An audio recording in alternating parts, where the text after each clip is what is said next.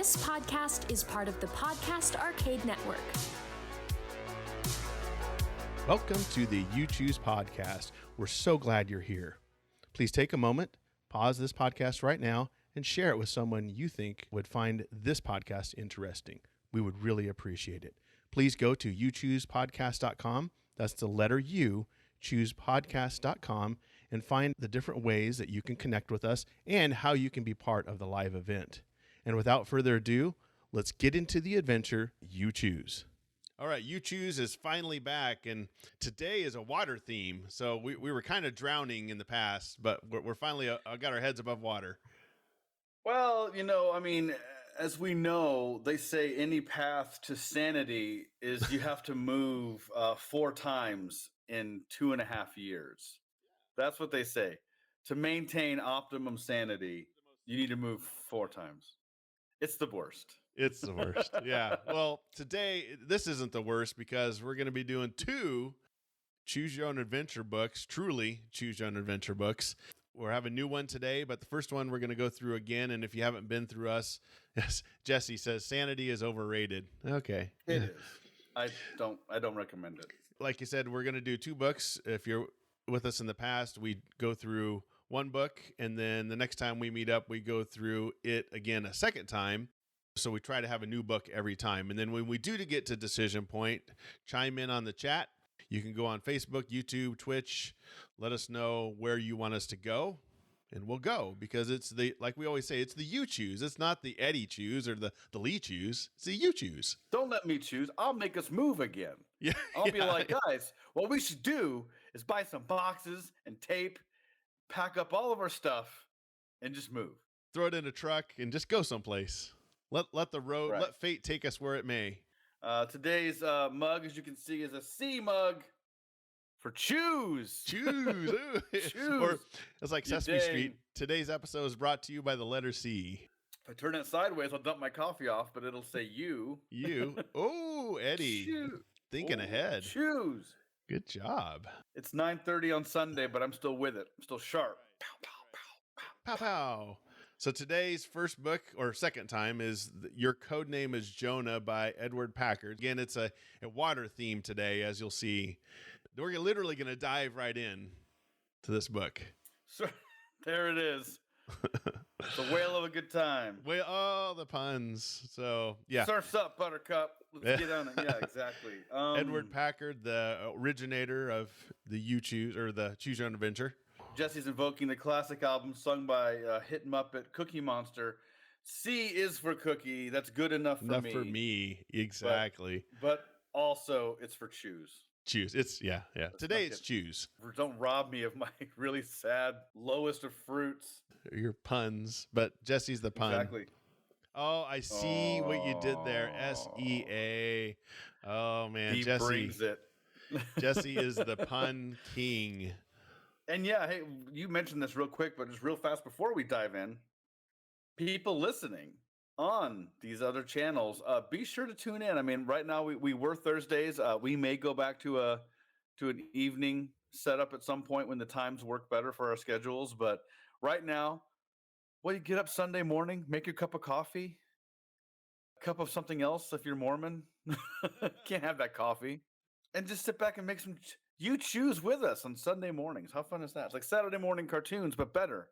Yeah, hop in It's on the Sunday. chat, throw out some puns, make some decisions with us, whether good or bad.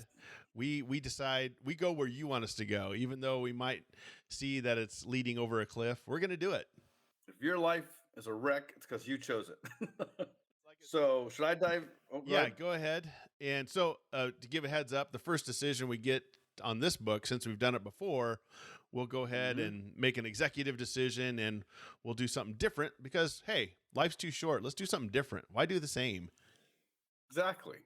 If you went left the first time, we're gonna go right the second time. Yeah, exactly. So Get Eddie. Sunday school.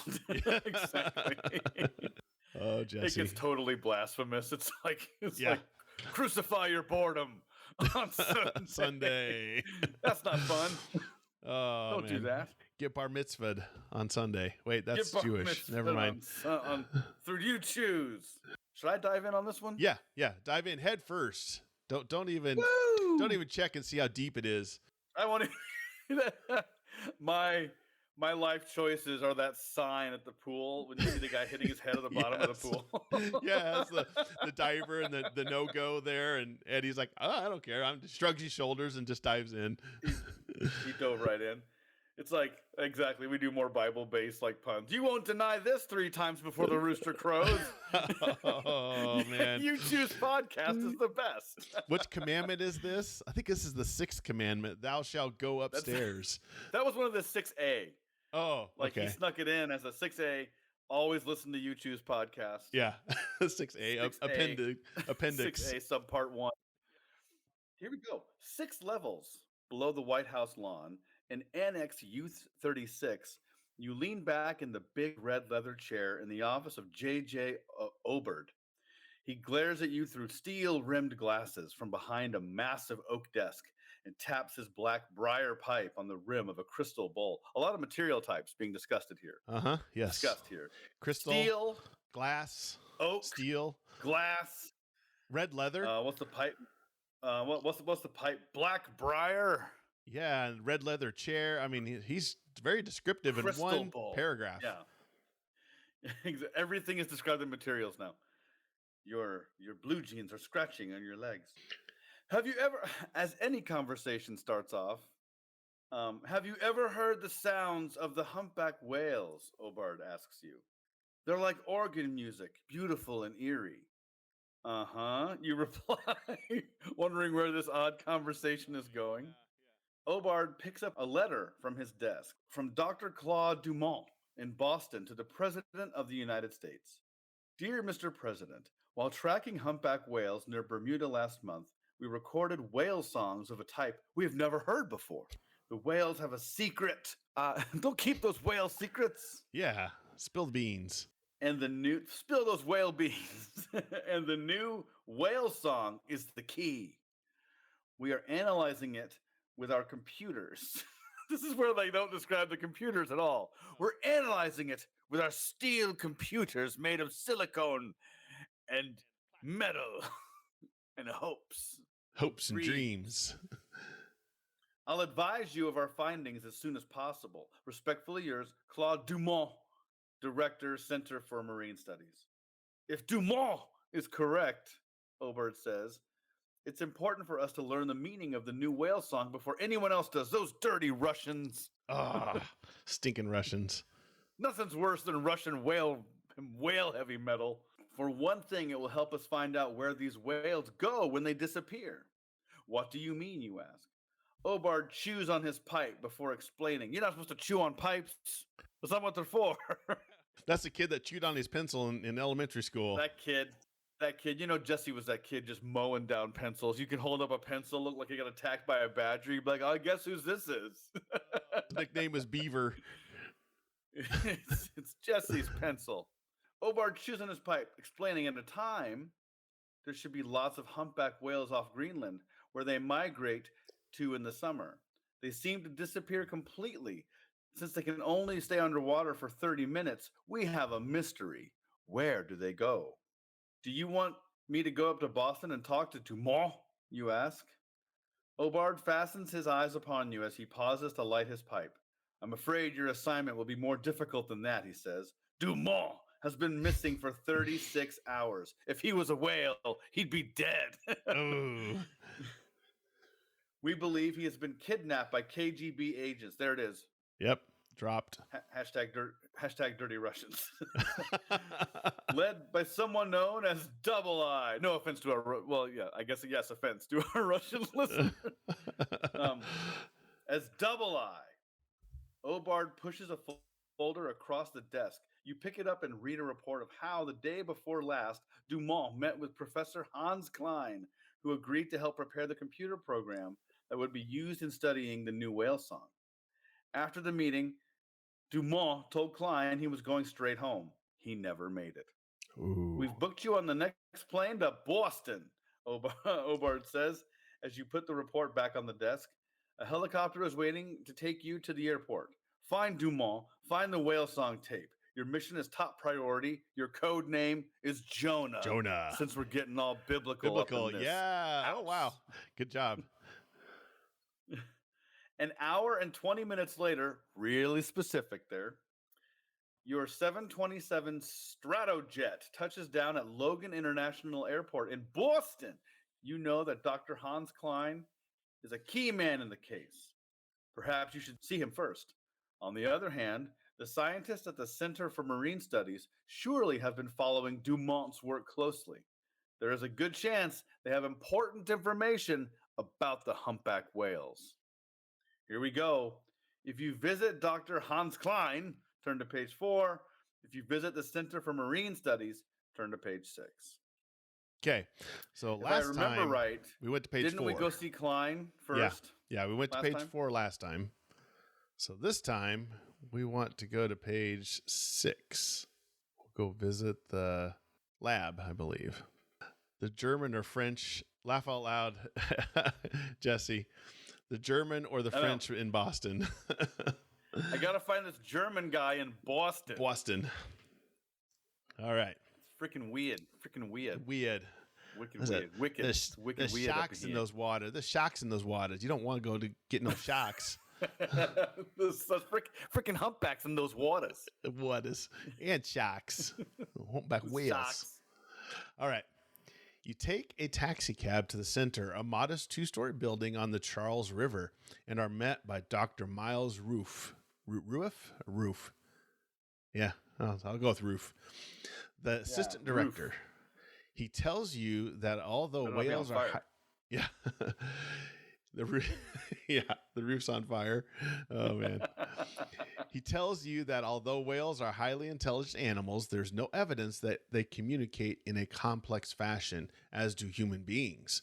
Whale songs are probably no different from bird songs, except they're longer, Roof says. After all, whales have much bigger lungs. Your conversation is interrupted by a phone call from Paul McKim, assistant to the president. McKim tells you that the president has received another letter from Dr. Dumont, that it mysteriously disappeared before he had a chance to read it. You'd better get down here as quickly as possible, McKim says. You didn't call me by name, you reply. Ooh, there's a short pause. Sorry, Jonah, he replies. You inform Dr. Roof that you must leave for Washington, but he urges you to wait a while in order to talk to Dr. Renata Carini, an Italian scientist who is expected at any moment. Man, there's a lot of doctors here. We got Dr. Man, Dumont. there's more doctors in this than a island of Moreau, man. I'm tired of it. So we got Dr. Dumont, Dr. Roof, and Dr. Was it Spies Like Us? Doctor. Dr. Renata Carini, an Italian scientist who's expected at any moment. She knows a lot about what the Russians are doing. Ooh. Dr. Roof says, I'm sure it'll be worth your while to stay and talk with her. All right, here's where you get to decide. If you immediately leave for Washington, go to page 12. If you wait and talk to Dr. Carini, turn to page 14. So Washington or Dr. Carini. We got a lot going on in these. So we got doctors, we've got Russians, we've got Italians. I mean, it's just all over the place. Like, this book is going to include everybody, every nationality we can get a hold of in this thing. You found yourself stuck at Oktoberfest celebrating the harvest.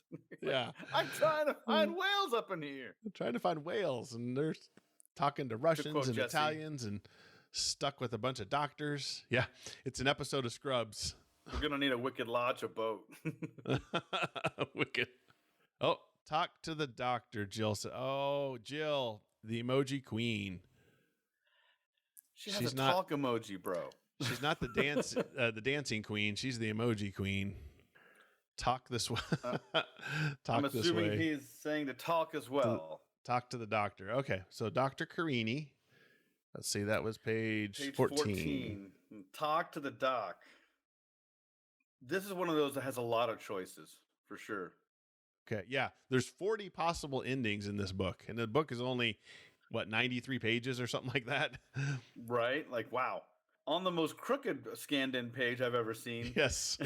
you You wait impatiently for several hours until Renata Carini finally arrives, a slim, black-haired woman with olive skin and luminous dark eyes who speaks flawless English. Because she's American. Like, they don't say why she wouldn't. Yeah, that's true. Yeah. Well, they insinuated she was Italian, so maybe we thought in our 9-year-old mind, we assumed she spoke Italian, Yeah. I guess. Claude Dumont is convinced that the whales have developed a language, she tells you. Do you think he's right, you ask? I'm sure of it, she replies. We have not been able to crack their code. They have cracked ours. They are able to speak to us, but they are not yet ready. What do you mean? Suppose, she replies, all powerful beings from outer space. She just goes straight to it. She didn't even hesitate. This happened to me. We were on vacation in a little town in Arkansas, and we walked by this store, and we thought we'd check out. There's like some jewelry in there. We thought we'd look around just for fun. Yeah. And we get in there, and before they even start, they're like, well, let me show you how this works. And we're like, how it works? And then before I know it, it was like this weird one of those places that you put like, this necklace has been charged with 7 frequencies of power juice that keeps away the devil. It was like, run for the door. Wow. So I went from, I just want to browse some jewelry to we're fending off aliens and spirits. I know, straight to it. Hey, this is going to sound a little crazy. Okay, I'm with you. All powerful beings from outer space are plundering the earth and killing off most of the human population. What? Okay. Wow. They enter They enter our atmosphere in spaceships that travel at the speed of light. By the way, this is how Mormon missionaries talk to you. I'm kidding. That was a joke. That was a joke, everybody. They enter our atmosphere in spaceships that travel at the speed of light. We don't know the aliens' language, so we can only broadcast a message in our own language and hope they understand it. What would you say? I would have to give that some thought, you reply. Of course, Carini says. The whales have been giving it a lot of thought. But right now, we must save Dr. Dumont. Do you have any idea how to do that? Yes, I do, Carini replies. The Russians will want to get Dumont aboard a Russian submarine. Their agent in charge of this is known as Double Eye, because he's got 2 of them. He owns a villa at Truro on Cape Cod, and he has his own yacht. We must stop him, you respond. My XK3 Ferrari is waiting outside. Little humble brag there by Dr. Carini. No kidding. She couldn't just say my car. My car. No, my XK3 Ferrari. You excuse yourself for a moment and telephone Obard to get his thoughts. That must be Carini there on the next page there. We think Carini is on the level, he replies, but we just got a startling report from an informer in New York. Wouldn't it be an informant? Anyway, the Russians are analyzing the whale song tape in a brownstone house. Wow, descriptive. Yes. Off Central Park, occupied by a man named Ivan Ivenko. We are now sure that Ivenko is Double Eye. Ooh. Can you follow this up? You may be able to break this case wide open. This feels like a day at work for me, by the way. Like, go here, do this, go, what? Oh no, way over here instead.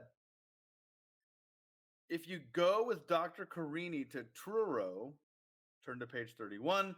If you leave Carini and go instead to New York to the Brownstone House to find Double Eye, turn to page 33. All right.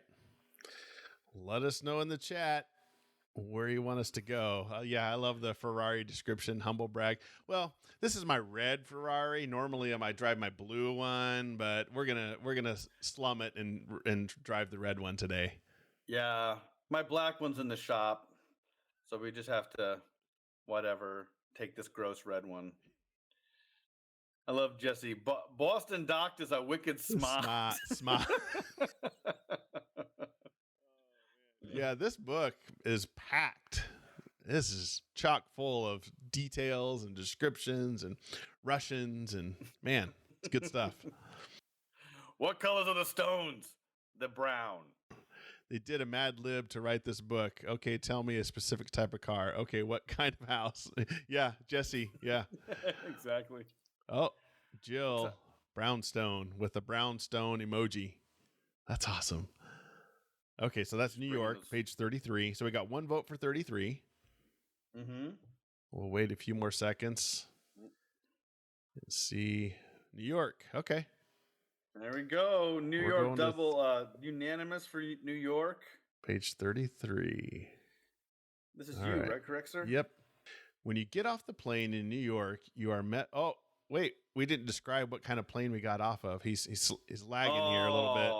I need to know color. I need to know model. I need to know make. I need to know was I in first class? Was I in coach? You know, what did I drink? Yeah, did I drink something? Did I eat something? Come on. Some lazy writing right here. Yeah. Just lazy writing. You get off the plane in New York and you are met by a courier with a note from Obard. We think Double I is a man named Ivan Ivinko, but we don't know how to prove it. For the past 3 months, only a few people have ever entered or left his 73rd Street brownstone house. Yet a lot must go on there because Consolidated Edison reports billing Consolidated as that must be the electric company. Sure. All right. Consolidated Edison reports billing Ivinko over $7,500 each month just for electricity. We have a hunch the whale song tape is in that house. Get it. He's spending $7,500 a month on electricity, and the police haven't showed up. Yeah, especially this is here $1981. That's like $20,000 today on electricity.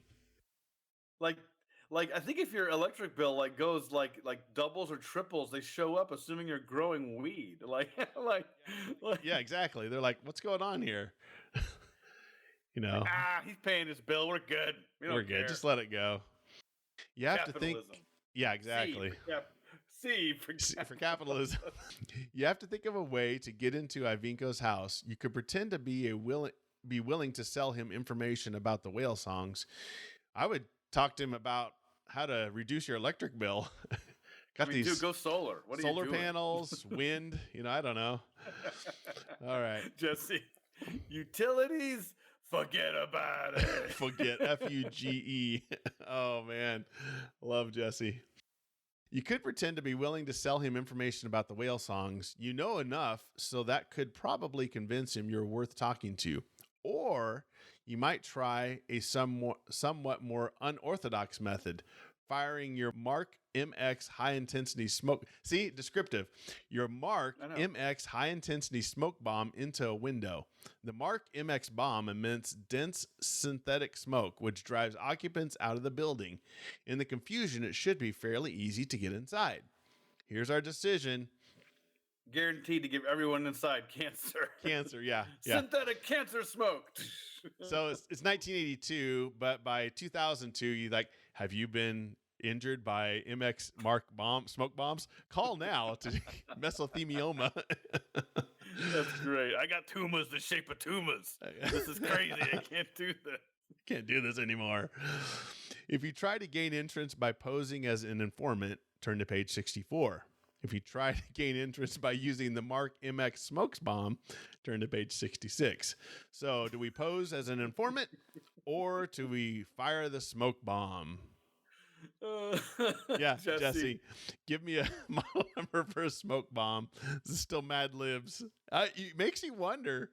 MX. Mark MX? I don't know. Mark MX. What's the MX stand for? Maximum? Be so specific all the time? I know. Used a bomb. Jesse says. Jill says informant. Okay. We have to bust out the coin. The choose coin. I couldn't find the normal site, coin. So we're going to be kind of lame here. We're just going to do heads or tails. Some dice. We can't roll dice. That's not going to work. Yeah, we could roll a dice. Roll the dice. Roll the dice. We got 6 choices. We can use a 20-sided dice. Okay, we got 20 choices here. No, D20. We're going to heads or tails. So let's do heads to for bomb. Smoke. Yeah, heads for smoke, tails for informant. Heads, da bomb. Oh! So, page 64, Eddie. That be you. 64. For the bomb. Because we're going to give a 9-year-old a smoke bomb. 66. You notice that a second-story window of the brownstone, can't say just house. Yeah, brownstone. Is wide open. You won't even have to break any glass. Ooh. They're just begging for a bomb to be thrown in their house. Yeah. You take your portable launcher out of the... Where are we, Batman? Yeah, it must be. Codename Batman. Out of your dispatch case, insert a tiny explosive charge, take aim, and fire. Almost immediately, smoke begins to billow out of the window. You know that the Mark MX synthetic smoke will spread rapidly throughout the house, giving everyone cancer. Mesothelioma. This will show you. This will make you talk in 20 years. What kind of launcher? I know. I love how we throw that out there every time. Go ahead. I like how we throw the name in there as much as we can. Yeah, it's portable launcher. You observe from a few steps away. In a moment, a window opens, then the front door. Smoke is billowing out as if the whole house had Snoop Dogg hanging out in it. You see a man dressed in a black suit come running out. He looks around nervously. Then a tall woman with frizzy blonde hair follows. A fat, bald man comes out. Then a barrel-chested thug dressed in a sweatsuit. We are so judgmental. Oh, we are. Everyone is looking down the street. Fire engines are already approaching. A crowd begins to gather. You put on your smoke mask. Because, yeah, why not? Is that a mask made of smoke, or is it a mask? Oh, yes. And slip inside the house. With your yellow beam light, not sure why that's... You are able to make your way upstairs, where the smoke is already clearing up. You throw another bomb down the stairs. Yeah! Wow. When one bomb won't do, you throw two. Yeah, I got 2 bombs here. I'm throwing them downstairs. This is like the greatest Sesame Street episode ever. Like, today's episode is brought to you by the letter C. And the number 2 for 2 bombs. The bombs. You throw another bomb down the stairs to delay anyone from entering. Then you look around on the second floor. It is divided into 2 large rooms. One of them is filled with electronic equipment. It takes you only a couple of minutes to find the tape player and the tape itself. But when you reach the hall again, you see a sweat-suited thug. Apparently sweatsuits to this kid equals thug. The stereotypical is Russian mafia has tracksuits and tracksuits and necklaces. So I think that's probably where it's coming from. He's on a game show. It's like, look, a sweatsuit. Things that thugs wear for 100, please. You go upstairs, your wife's in sweatpants. You're like, hey, you're a thug. Thug. Things that thugs Get wear. out of here, thug. Open window. Things you throw smoke bombs through. Things. Oh, that's great. Okay. Sweat-suited thug comes up the stairs. I'll get you, he cries. You whirl around a corner and run up the next flight of stairs, clutching the tape at your side. You throw open a door and step out onto the roof. You look over the edge. It's 3 stories down to the pavement, but there is a huge pile of garbage bags in the alley. A shot rings out. You don't have time to think. You jump. You land in the heap of garbage, shaken, but with no broken bones. You climb down and run out of the alley into the street. There is a taxi nearby, and you throw open the door and dive inside. What color was the taxi? Oh, you're right. Or the model. What was the make and model of the car? Yeah. What was the driver? Was the driver tall, fat? Was he wearing a sweatsuit? Yeah. Was he Italian? Was he was he British? Like, we need to know. Keeping very low, you tell the driver to take you to LaGuardia Airport. LaGuardia. 3 hours later, you are seated once again in Obard's office in Washington. Good work, he says. You got the tape and the information needed for us to break up the biggest spy ring in the country. The end. Yay! Yay! we didn't die. We didn't die. We solved the mystery. I mean, we didn't solve the mystery. We don't know anything about the whales. That's true. But we got to throw some smoke bombs out and give trial lawyers some money in 20 years when they all get cancer. Yep. We got to cast judgments on people based on what they're wearing. Their tracksuits or their sweatsuits. Yep. And that's about whales. That's about whales. Kids. Yeah. Why are we up here? Why are we jumping off 3-story buildings? I would love this to be like a lesson in class. Like, today, kids, we're gonna talk about whales. And you read this story. Read this scenario. They're like, we didn't talk about whales at all. Yeah, we did. Yeah, we did. We talked about whales, silly. Oh, by our measure, we didn't die. Yes. We made it to the end. It's a success. It's a success. Got to throw some smoke bombs around. I apply YouTube's podcast rules to my daily life. Exactly. If I get home at the end of the day, if I'm going to sleep at night and I didn't die. Man, look at page 69. I wanted to find that one. We're standing at the door. I know. Grim-faced with an assault rifle, ready to go. We just had enough. Yeah, we're done. This is where we fell off the deep end. You know, we're like, I don't want to see any more sweatsuits and Russians. You're like double I is me. I'm done. One smoke bomb later. All right. Well, that was the redo of last time. Now, kids, we're going to move on to the new story today. New story for today. Let me pull it up here. This is special. This is one of the best things ever. This cover, to me as a kid, when I saw it, I remember this is a little nerd moment for everybody. The You Choose podcast nerd moment. Not the whole podcast isn't nerdy enough. Yeah, true. There was a Justice League or Super Friends episode cartoon back in the 80 something. And I would watch these cartoons like every good kid on Saturday morning. And there was an episode where Aquaman had like become a shark. And he wasn't like swallowed inside the shark. He like was the shark. Yeah. And they did this thing where they like had the shark and then they like, you could see Aquaman like superimposed inside being like swimming around. And they were like, he's become a shark. And I remember thinking that was so strange. And then I saw this cover, not even maybe a year later. And I was like, oh man, look at that. It's like the Aquaman episode. Cause it's like, like when you see this, you're like, is he inside the shark? Like, no, he is the shark. They're drawing that in a way to really blow your brain and blow your 8-year-old brain. 8-year-old mind exploded. Yeah. It's a fun one. Look at the cover though. There's like a Native American dude and there's like an eagle. You know, they're gonna have some. Oh yeah, some shaman guy be like, this is written we're not by very Edward. culturally sensitive in these books. Oh yeah, Edward Packard as well, number 45. So we're still fairly early.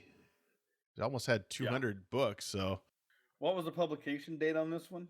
Check. I don't think it has it. I would guess like 84 because Jonah, the one we just did, was 81, I believe. So I would guess price, I'm looking at the cover right now. The price was $2.25. Yes. For this book back in the day. So do the math on that one. What it would be today. And yeah, I don't see a publication date, so we're just going to have to go with it. But yeah, this book actually has links in it. So you bear with us as we click on links to get to our so this will be here. A little more difficult in some ways. Hopefully we don't have to go back. Yeah. But 1985 was You Are a Shark. Perfect. Yeah, Awesome. This was one of the ones that just the cover alone just fascinated me. Oh yeah, they were good at these covers. They suck you in. First page is this one with, it's late summer. You've been hiking in the remote mountains of Nepal when you come upon the ruins of an ancient temple. Vines have grown over the wide steps that lead to the entrance. The temple is faced with stone carvings of animals, all worn and crumbling, except for one fierce creature, an enormous lion with the wings of a dragon. Its huge jaws threaten to devour anyone who dares pass. As you climb the steps, you sense danger. You step closer, and stare at a lifeless monster towering above you. It seems to be warning you not to pass.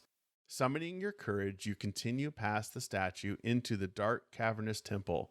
You can barely see anything, only a glimmer of gold in the center of the chamber, and beside it, a frail-looking man in a simple monk's robe. As you start toward him, your legs grow weak. You sink to the temple floor. You try to stand, but you can't. The strength is being drained from your body. You can't even lift your hand. You call out to the monk, but he neither moves nor speaks. You feel your life slowly slipping away. Are you still alive? You are lying on the stone floor of the temple. The monk sits motionless beside you. You try to sit up, but you can't. You feel as if you were in a trance. Perhaps you're dreaming. If so, it's unlike any other dream you've had before. Maybe you're dead. As if reading your mind, the monk says, "You are not dead, neither are you alive." "How can that be?" you murmur, still unable to move. "You have fallen into the shadow of death," he answers. "It's forbidden to enter this temple. Those who do not heed the warning of the guardian must give up their lives." You feel a chill of death hovering above you as you struggle to remain conscious. "But I didn't know, ... you say. "You knew better than to enter," replies the monk. "The guardian told you quite clearly." "You mean the statue? I thought that was my imagination." "The guardian is real," the monk says gravely, "though not part of the world you know. Unless it chooses to release you, you will remain in its power forever." "Remain where?" you say, trying hard to make sense of it all. "If I'm in its power, what's going to happen to me?" For the first time, the monk looks away from you. "You must now give up your human life," he answers. "However, you would be given a chance to live in animal form." Turn to page 10. Your skin grows cold, then colder still. You shiver violently. To be turned into an animal, you can't let yourself believe this. Who is this monk anyway? Maybe he's making it all up. But before you can even question him, the monk continues, "I serve the guardian of the temple. Though I will do my best to help you, I may not interfere with its powers. You must first be one animal, then another, and sometimes the same one again. Time may seem to go on in circles. You may remember your human existence or forget it in an instant. But what if I die as an animal, you ask? The monk shakes his head. If you die as an animal, you die as an animal. What is important is that you live as one. For now, it is the only way you can live." The monk moves closer to you as he speaks. You may be an animal in creation anywhere on earth. You will retain some control over your fate. Whether it will be enough to save you, I cannot say. You try to speak, but the monk raises his hand, and a wave of darkness sweeps over you. When you next hear his voice, it sounds very far away. Would you be lord over air, lord over the land, or lord of the sea? So that is our first decision for you. The ultimate choice that Jesse and Jill have been waiting for in their entire lives. Are we going to be the lord of the air, land, or sea? So let us know in the chat what you want us to do, and we will go there. Kind of a interesting setup there. It just, again, Edward Packard just dives in. He doesn't mess around. I do love the whole "once upon a time, you are a shark." Like, okay, cool. I like how Jesse says they really sell, what was it? They really sell this book. Kids, look, kids, here are the rules. I don't make the rules, nor do I understand them. Yeah, exactly. Exactly. What about Lord of the Dance? Dance. So, shark. I'll do it. Or sea, I guess, number 6. So we're going to page 6. Unanimous votes for Lord of the Sea. Well, it is. You are a shark, so come on. See, Jesse's assuming it's a shark, but maybe we start off as like a pufferfish or something. A sea turtle. All right, so Lord of the Sea, page 6. Something wild has happened. You crash back into the ocean, spraying mountains of water in all directions.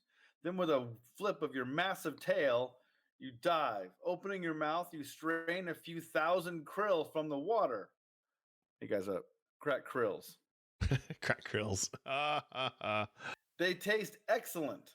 You swing your tail, accelerating. You dive deep, The water grows darker. You pass a small fish, a hammerhead shark.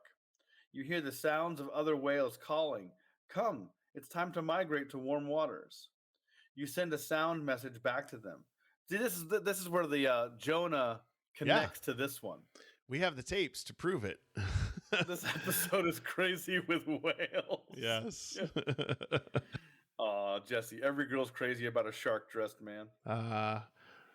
You send a sound message back to them. You've always migrated with the others, but food is plentiful here, and you like the cool waters. Though you know you should join the migration, you're really not ready to leave. If you stay in cool waters, turn to page 55. If you follow the other whales, turn to page 21. This is Eddie a pun. This is a whale of an episode. Right? Exactly. Wah, wah. He's like, man, I got all the time. I got time to krill. Oh, time to krill. Oh, man. I like how they taste excellent. I was like, oh, I went from human to whale, and all of a sudden, krill is excellent. Yeah. And apparently, swimming to this, it seems like you don't remember being human at this point. You're like, man, I've always been a whale. This is great. Yeah, it's awesome. I remember when I was just a little whale back in the Arctic. I remember when I was a 9-year-old petulant child dying in a Nepalese temple. Yeah. Pondering the meaning of life. Okay, so follow the whale. So, and a job well done. I don't know. Is that the vote, Jesse? I don't understand. Do we stay or should we stay or should we go again? I think it's a pun. I think Jesse's coming up with the puns again. A job well done. So follow the whales would be page 21. He's in that pun circle. Yeah, he's stuck in the pun circle. He's like stuck in that pun loop. Yes. Oh, follow the whale. Okay. Page 21. I think he's like, dude, I already told you that. You can't crack my code here. Yeah, come on. We have the tapes. We know what you say. Where are the tapes? Yeah, where are the tapes? Okay. It's like, this one's me. You lash your tail and turn your great body northward toward the other whales.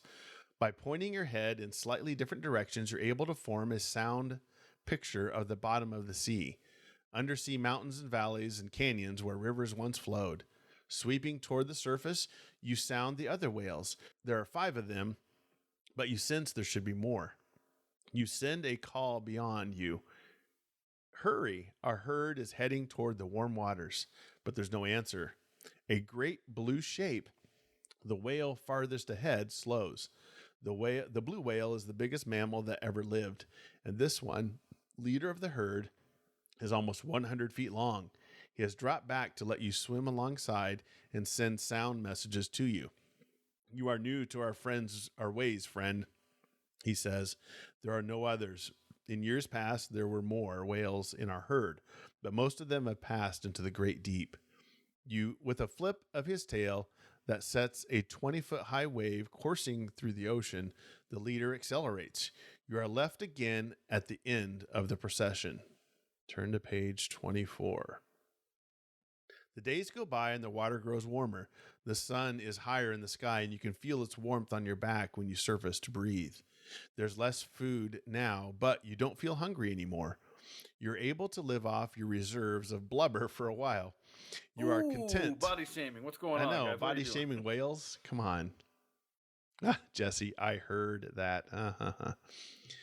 You're content and happy as you glide through the waves. A loud clanking sound travels through the water. The herd suddenly veers to the left, surfacing. You see a great ship pass you. A neighbor calls to you, oil in the water. Suddenly you feel slimy, smelly black film sliding across your face. Some of it seeps into your blowhole. You cough and blow. You let out a long, low moan. A memory flashes to your mind. If only you could be a person again. Oh, okay. So our memory's coming back. Suddenly, you are you, the human being again, back in the temple floor. So, you are still alive. The monk is sitting, gazing into the flame of tiny oil lamp. The dark chill of the temple cuts through you, and you realize that once again you are unable to move. Won't the guardian release me? I think not, says the monk without turning to look at you. You are not yet in the realm of the living. The only way for you to survive is to become an animal once again. First, you must answer this question. Living as an animal, would you rather be among people, near people, or far away from people? Wow. Oh. This one has lots of choices. So, live among people, live near people, or live away from people. That is the 3 choices we have, or you have. To quote, since we're quoting Sesame Street characters today, to quote Grover, are we doing near or far? Near or far? Yes, I love those. Those are great. Well, let us know in the chat. Should we live near or far? We got to vote for near. 1 vote for near. Near? Or among, but... I was just thinking, Eddie, in the previous book, they threw out the alien thing, but we never hashed that out at all. No. I think that she was maybe getting to the point like, we are the aliens to the whales. Maybe that's it. Okay. But she didn't really quite say, hey, I'm going to give you an analogy, Yeah. We got to flip a coin here. We have near and among. Okay. So let me grab the coin flipper. Bust out the You Choose podcast coin, patent pending. Heads, let's say heads for near, tails for among. Okay. Heads. So we're heads near. Again. Wow. Heads again. So that's page near. 14. So that's you, Eddie, page 14. You shake the sleep out of your eyes. In a second, you're on your feet and trotting through the tall grass alongside your brother. You glance at his deep rust-colored coat and his white chin and throat and think, that's how I look too. And indeed you do, because you are a fox. Oh. That's right. Nice. Your human memory is fading fast. You're a Pokemon. You're a Pikachu. You're a Pikachu. There we go. Your human memory is fading fast, and your memory of life as a fox fills your mind. Born this past spring, you have yet to see your first winter. You grew quickly from being a tiny blind puppy in an old woodchuck burrow wearing sweatpants, so you were a thug at the edge of a field. Your parents helped you catch snakes and field mice. Last week, when your mother frightened a small rabbit, it ran into your path and you caught it. Now it's time for you and your brother to go hunting on your own. Night has fallen and a big round moon is glowing through the trees. You start toward the tall grass, where field mice are plentiful, but your brother has another idea. He nudges you and trots off through the woods as if he knows exactly where he's going. You follow away, then realize he's heading for the barn with the chickens. You stop in your tracks. OC. Oh, that's probably once. Once, okay. When your mother was teaching you to hunt, she led you near the barn. You could smell, see, and hear the chickens. You were all set to race toward the barn and sink your teeth into one of those delicious birds, but your mother nipped you sharply, nudging you back into the meadowland. You could tell by how hard she nipped you that those chickens meant food, but they also meant danger. Still, you remember once when your father brought home a chicken, it was the best thing you ever ate, and right now you're very hungry. Your brother stops and looks at you quizzically. What should you do? If you decide to raid the chicken coop, turn to page 51.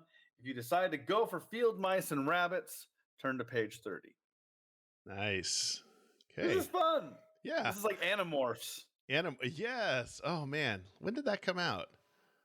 Those were more like late 80s, maybe even early 90s books. Those kids who were like, those people who were like children in the 90s, like children, not teenagers, like, exiting our childhood, entering into whatever else. I remember them, like my brother specifically, talking about Animorph books like quite fondly. Yeah. I think you read those, didn't you? I think you talked about maybe. Did. Oh, okay. Maybe I was thinking of something else. I kind of recall you talking about them, but maybe it was something else. Yeah. Mice, kid, don't be a hero. Don't be a hero. Mice, kids. I need a fox hero. Eating the chickens when you eating the mice. Oh, okay, yeah, And the chickens Animorphs. are good, and the chickens are strong. So they were published from Oh, 1996 to 2001. when they start 96? 96. Yep. Yeah, so mid 90s for sure. Yeah, I Yeah. was out of high school and working my butt off at that point. All All right. right, here we Gonna flip. go. Let's go. Let's switch it up. Let's go chicken coop heads. Okay. Mice Oh, tails. we'll keep it. Mice heads, chicken tails. Chicken tails. Okay. Mice. What? It is. Heads again. This thing's 3 rigged. heads in a row? This thing's rigged. This is rigged. This coin's rigged. All right, there you go, sir. So chicken coop? Or no, Oh, mice. mice, right? Mice, sorry. No, I did switch it. Chicken coop. So page 51. You race to the edge of the meadow, darting through all the tall grass. The full moon is flickering through the treetops, and you see the farmer's house, the barn, and the chicken coop. You hear the chickens. You also see that noisy white and brown dog, head resting on its forepaws, sound asleep. At least he seems to be. Your brother trots off to approach the coop from the other side of the barn. You stalk towards the coop. You're downwind from the dog, so there's no danger of him getting your scent. Now, closer, you can see the barn door is ajar. You could slip through and enter the coop from the barn, but suppose the door shuts after you. You'll just have to risk it. You run toward the door and slip inside. Before you even reach the chicken coop, you hear the dog barking. No time to think, you dash into the coop and grab the fattest chicken. They're body shaming again, the fattest chicken. What a racket of cackling, squawking, and flapping. It's enough to scare you out of your wits. Hey, Blazer, a human voice, a man. He'll be running toward the barn. You're scared. Why did you even try this? You wheel and start back toward the door. Suddenly you see the dog, big as a bear, staring at you through the chicken wire, barking madly, trying to bite his way through. You almost drop the chicken in fright as you run into the barn and head for the door. Suddenly you realize that you'll reach the door just about the time the dog does. You dive, chicken and all, behind a big metal smelly thing. A second later, the dog races past into the chicken coop. In a flash, you're outside. Moments later, you reach the tall grass, dragging the chicken along. Boom! A loud noise. It came from where you saw the man. A few moments later, your brother appears running toward you. His coat is spotted with blood, but he can't be badly hurt because he darts ahead and breaks a trail for you through the tall, thick grass. Turn to page 47. Suddenly, you are human again, back in the ruins of the temple. This time you find yourself standing. You try to walk, but your feet seem rooted to the floor. The monk sits before you. You're doing well, he says. Well, thanks, you say, surprised. Does that mean I can go now? It means only that you are doing well. Tell me, how did it feel when you changed from human to animal? You think back to that strange moment. It was confusing. Sometimes my human memory went against my animal instinct. Ah, then you would rather have no trace of human memory. I'd rather have it completely, you say. If I could always have remembered that I'd be human, I'd have been an extra smart animal. But, says the monk, knowing you were a human being who is trapped in the body of an animal would be very hard indeed. You might panic. When you are an animal, it is better to be wrapped in the mist of forgetfulness. I don't know which would be worse, you admit. Sometimes you must make a decision even when you can't decide, the monk says gently. You start to protest, but the monk's eyes are like glowing coals. His voice seems to burn into your brain. You are about to become an animal again. You must choose whether you will keep your human mind or live without a trace of human memory. So, here we go again. Do we keep our human memory or do we give it up? Man, this is just, so you float into the body, do a little bit, and then come right back. It seems like we leave the body at the moment of death. Like that fox is going to get shot. Yeah, I have a feeling one or both of us is going to die. A whale breathed in. These guys, they were all about like existentialism, aliens, yeah, like other dimension. They were into this stuff. Nothing was off the table for them. The weirder, the better. Yeah. Animal drumsticks. That's funny, Jesse. A dog as big as a bear. Yeah, how much kibble do you feed that dog? Exactly.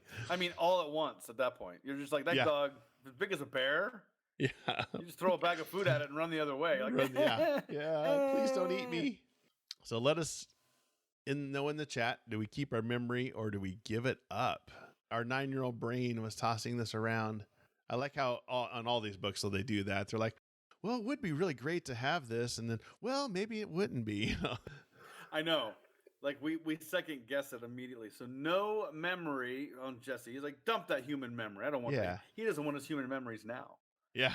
Jesse's like, I hate the hellscape that is my own mind. Throw it in the trash. He's like those cartoons where they just open up their skull and toss the brain out. There you go. It is the thing. It's like knowing that you're a thing trapped in a thing. I mean, Yeah. I basically know that I'm a Muppet trapped in the body of a human man. Pulling the strings. Preach it. Yeah. How do I scoop out this human soul, this Muppet soul from this human body? What is that saying? I can't unsee that now. Yeah. I can't unsee that. I've seen too much. All right. So we go with no memory. Let's give it 30 seconds and we'll see if we get another vote here. That would be page 70 if we decide to give up the memory. The book didn't have how many choices were on the front, I don't think. So I don't know.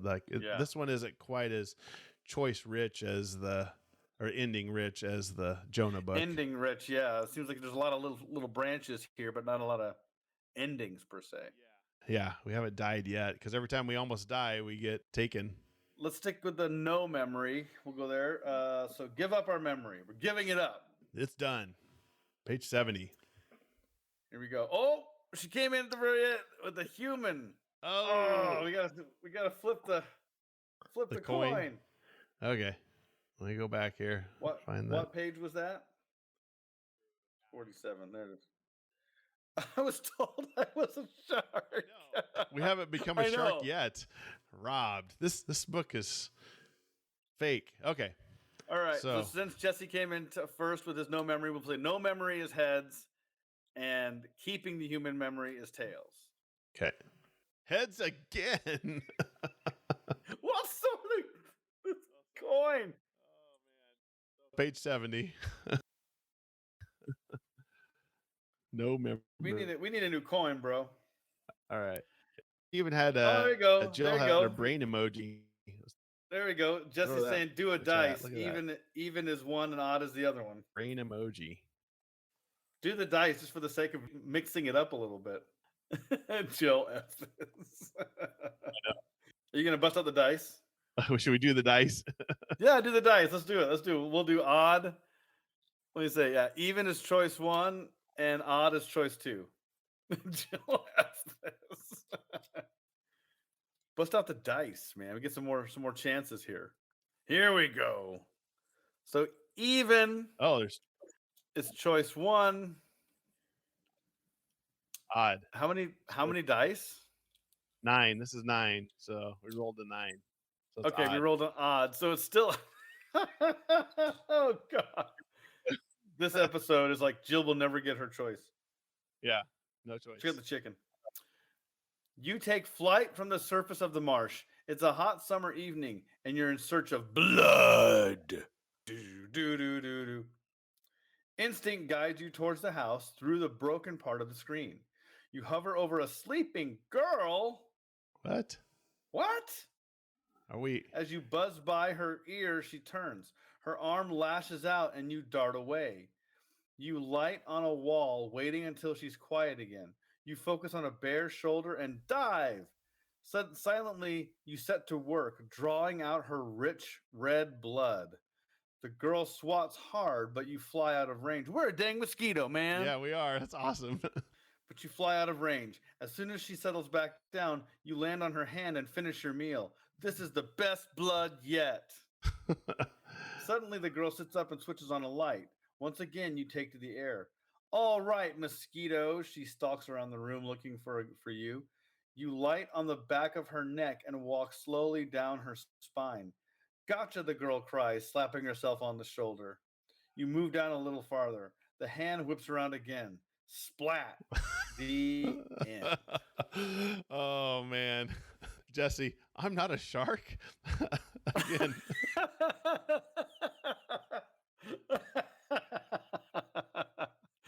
Oh man. Let's see. Let's go through the animals. We were a whale. I am not a shark. Jill with the creepy. Creepy. Yeah, I know, man. They make you be a nasty bug at the end. Yes, that is very creepy. Okay, so I am not a shark. Well, at least I won't remember this. Yeah, good point. Yeah, good point. So what was the animals? We were a whale, and then a fox, and then a mosquito, right? Fox, mosquito. Yeah, okay. No sharks. So kept like trending down, it seemed like. Yeah, you're right. No sharks, though, yet. There's probably one decision that leads you to a shark. No. I want my money back. I mean, the book wouldn't have sold so well if it was like, you are a mosquito. You are a mosquito, yeah. I mean, it's kind of a fun concept, though, I have to admit. What if that was a bug? Oh, it's a great concept. It's a great book. I mean, that was fun. It was absolutely fun. But we were 3 animals, none of which were a shark. Come on, Edward. I know, right? I would say this, I would call this a failure because we weren't a shark. Yeah. And we died. We died. Wah, Oh, well. wah. Oh, well. You know what? Now we can answer the questions. What's it feel like to be a whale? Yeah. What's it Or feel a like to be a fox? mosquito? And I can suck blood. What does the fox say? You know? Oh, yes. Oh, well, I'm sorry, not sorry. We can try this one again. That's a good thing about this one. In 2 weeks, we'll try it again. And in the meantime, though, you can go to youchoosepodcast.com, listen to old episodes, get in touch with us, give us opinions. You can message us, let us know a book you want to read. You can also buy merchandise. So you choose mugs, you choose t-shirts, you choose coffee mug cases, phone cases. Lots of different stuff. You choose coffee mugs because this. Yeah, there you go. Brought to you by the letter C. What's this? Choose. So, yeah. Stay tuned to our social medias as well, our Instagram and our Facebook pages for updates and all that fun stuff as well. Yeah, hop in the chat like everybody else. Thank you to everybody in the chat. Yeah. Proofrock and Schmidt would be a shark. I don't know. Yeah. They might not be. They might not be smart enough to be a shark. They would have gotten halfway and have been like, "You're a shark with a beagle head." You're like, "No, that's not what I wanted." Yes. Well, they'd be the bug that went towards the light. The bug zapper. Exactly. You're a mosquito with a human memory. Yeah. I can't stop. Darn it. All right. Help me. All right. Well, thank you, everybody.